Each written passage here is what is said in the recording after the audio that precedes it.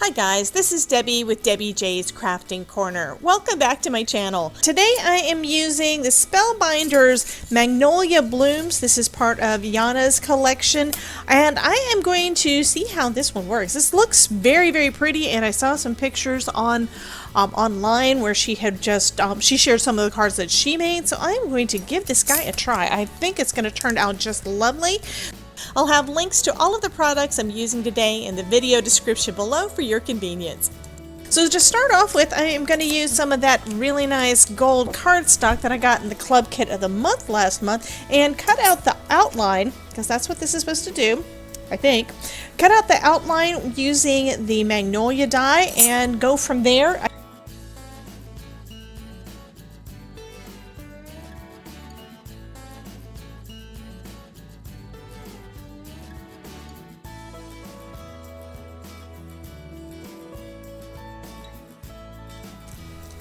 So I'm going to go ahead and cut out a couple of the outline out of some white cardstock.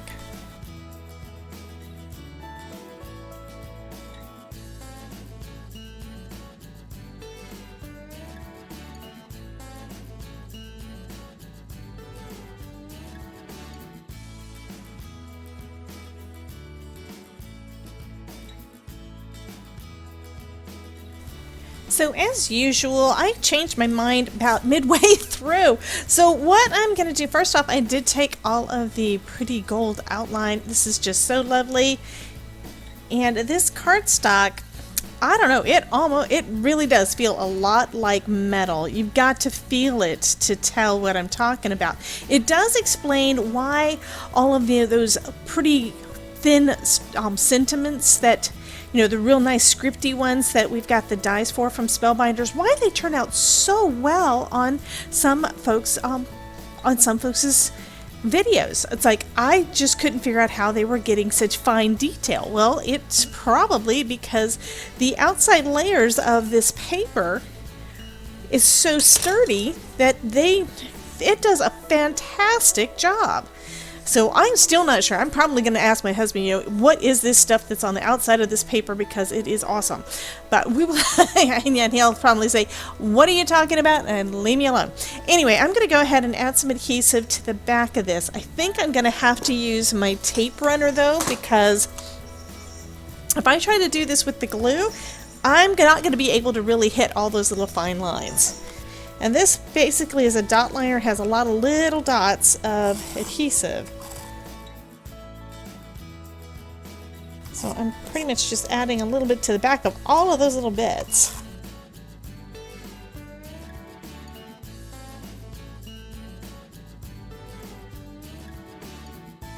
And I did tear a little bit of that paper when I was taking it out of the die, and that's because this is so intricate that I'm also discovering that the Magic Mat doesn't really do as well with intricate dies as it does regular dies. It just doesn't have enough, I don't know, firmness throughout everything.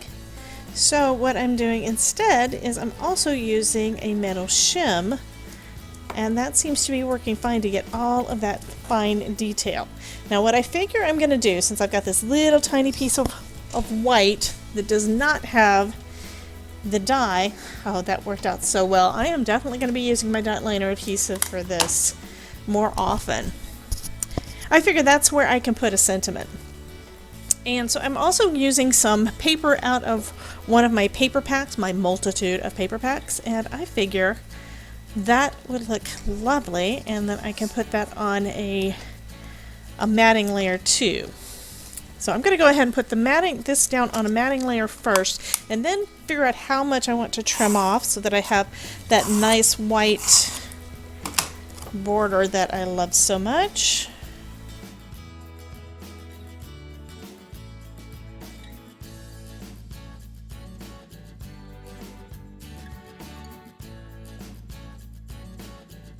And this isn't going to be exact, but it's card making. This is not rocket surgery, right?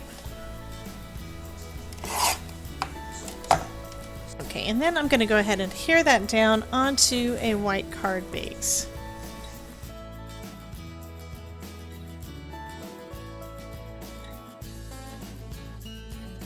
That is just too pretty. So I'm going to go ahead and, I think what I'm going to do is I'm going to pop that up to give it a little bit of dimension and then find a sentiment to go across right here. And I think that would be perfect.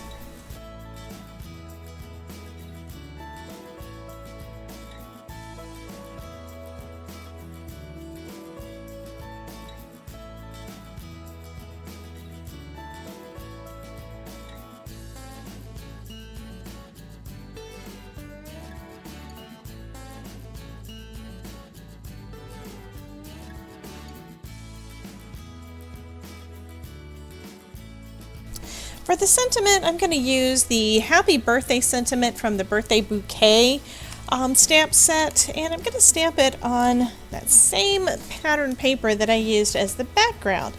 I'm going to stamp that in All That Jazz, and I think I'm going to heat emboss that. I haven't decided 100% though. And since I haven't decided 100% how I'm going to cut the paper, I'm going to also go ahead and try to line it up as straight as possible. And to do that, I'm using my Creative Corners corner ruler. So I think that's what I'm going to call it. I have no idea what the thing's actually called, but that's okay. And I'm going to check it on the other side because I don't know how square that little piece is. I want to make sure this is square.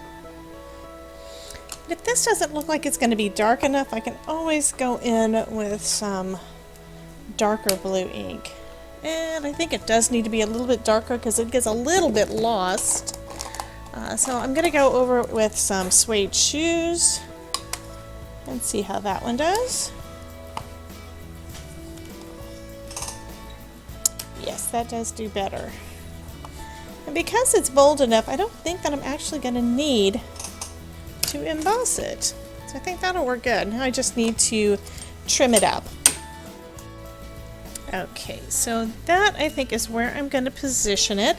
So all I need is a little bit of foam tape because I do need it to be a little higher than that because it's basically overlapping part of my raised flowers.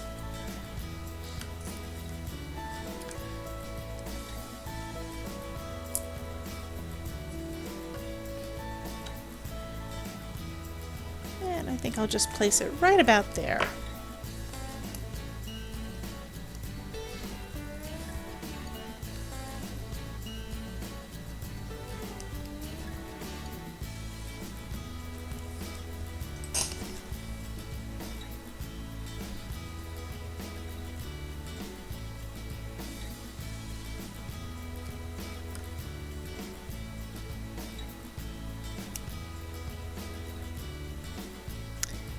And believe it or not, I was able to actually line up the pattern paper a little bit on that too. So that looks kind of cool.